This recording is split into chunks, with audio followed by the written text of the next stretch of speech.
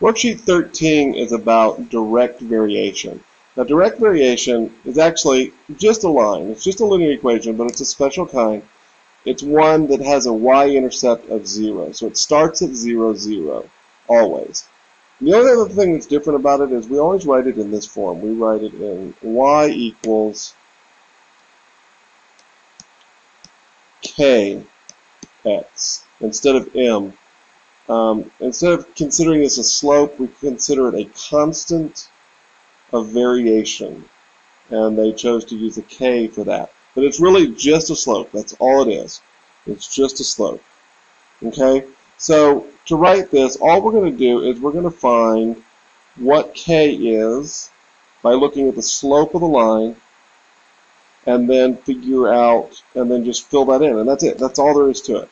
So we go at 1 hour, how many miles has this guy driven?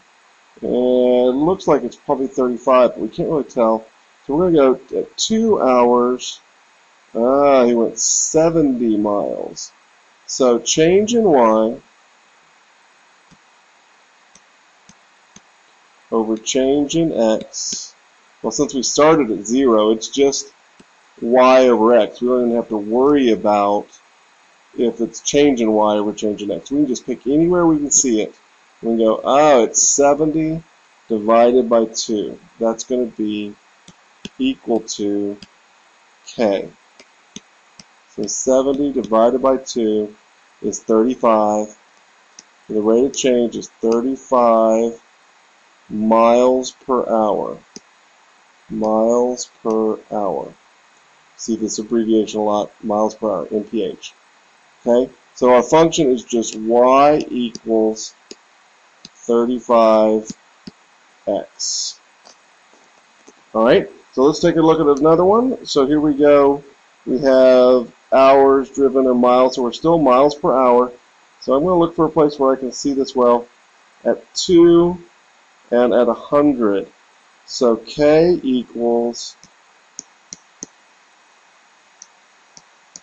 y over x, which is 100 divided by 2 equals 50 miles per hour.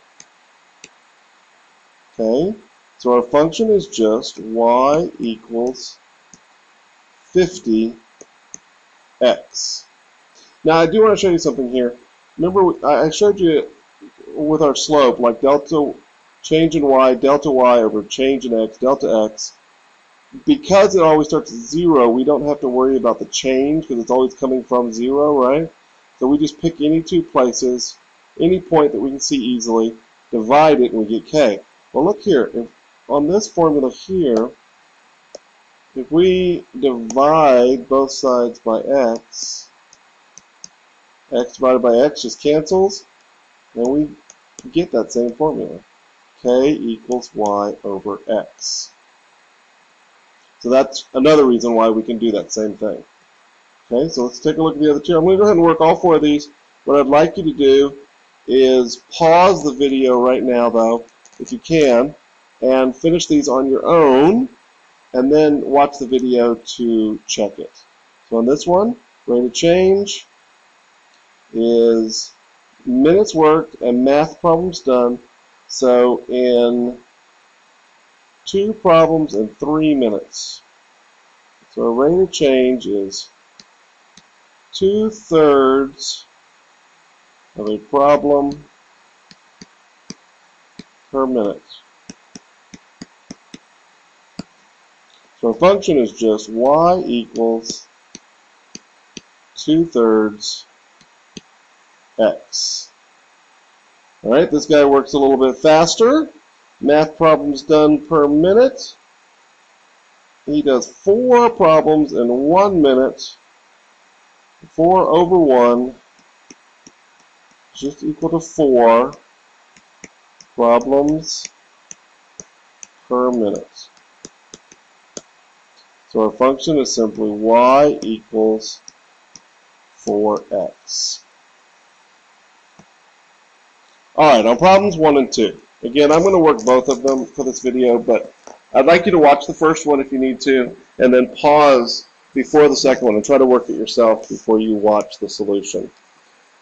Okay, so vary directly. If it says it varies directly, that means we're dealing with this formula right here. Y equals kx.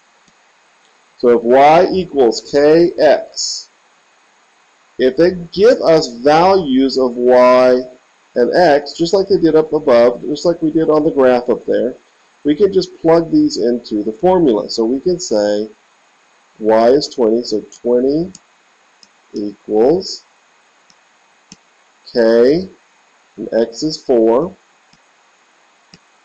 so times 4. So to find k, we divide both sides by 4. Does that look like what I did up there? Change in y over change in x. Same thing, that gives us k. So now, once we know k, we can write y equals 20 divided by 4 is 5, equals 5k. Alright, so are we done? No, we've got to find y when x equals 9. Wow, I'm still messing up. 5x. Alright, so y equals 5x because k is going to equal to 5 here, right? Okay, so y equals 5x. So when x is 9, we write y equals 5 times 9. So y is going to equal to 45. And that's the solution. Alright, so look back over that one and then pause the video and try to do the next one before you go on. Don't be confused by this. Z varies directly as x. Doesn't matter. Z instead of y, you would just put z where y normally goes. Sometimes they use different variables, especially when you use this in science and they use like rate and time and those kind of things. Okay? So here we go. So z k times x. Alright, so to find k, we got to just plug in z and x. So z is 15, and x is 2. Divide both sides by 2. Remember, this is changing y, what would normally be y, but this time we're calling it z. Z over x. So k equals, we can go ahead and put it as a decimal, or we can just leave it as a fraction. And that is a simplified fraction, so we could do that. We could just leave it as 15 halves, or we can go 7.5, whichever you prefer. So we have z equals 7.5 times x. So to finish, find z when x is 8. Z equals 7.5 times 8. And you would probably want to pick up a calculator for that, but I don't have one nearby, so I'm going to do it by hand. 4, 4, 56, 60. So z is equal to 60.